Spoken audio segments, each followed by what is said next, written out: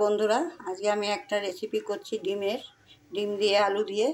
এই আলুগুলোকে দেখুন কেটে নিয়েছি, কেটে ধুয়ে তাকে একটু প্রেসার কুকারে একটা সিটি দিয়ে নিয়েছি।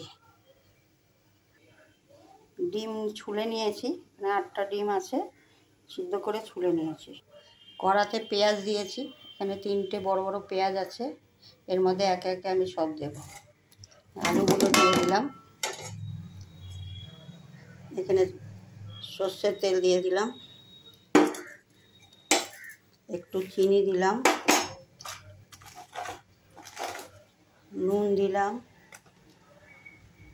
এখানে লঙ্কার গুঁড়ো আর হলুদের গুঁড়ো দিলাম। এখানে আদা রসুন, একটা বড় রসুন পেস্ট করা আছে, একটা পেঁয়াজ আছে এর সাথে পেস্ট করা, আর আদা আছে, সব একসাথে পেস্ট করে নিয়েছি। পেস্ট করে এর মধ্যে দিয়ে দিয়েছি। এর মধ্যে 4টে পাকা লঙ্কা দিয়ে দিলাম। এগুলো সব এখন মেশাবো। সবগুলো মাখিয়ে দিয়েছি, গ্যাসও জ্বালিয়ে দিয়েছি।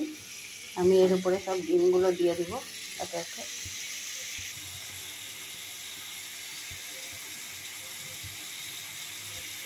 এর মধ্যে আমি একটু জল দিয়ে দিচ্ছি, জল দিয়ে এখন ঢাকা দিয়ে দেব।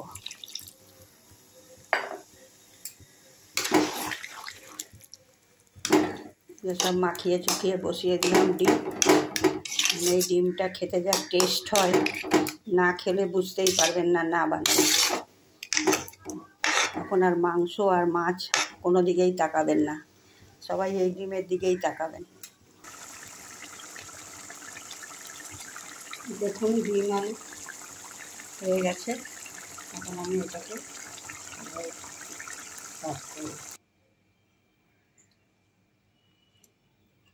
দেখুন ডিম আলুর মাখিয়ে বসানো, হাতে মাখিয়ে বসানো কারিটা কেমন হয়েছে। লুকটা দেখলেই খেতে ইচ্ছা হবে।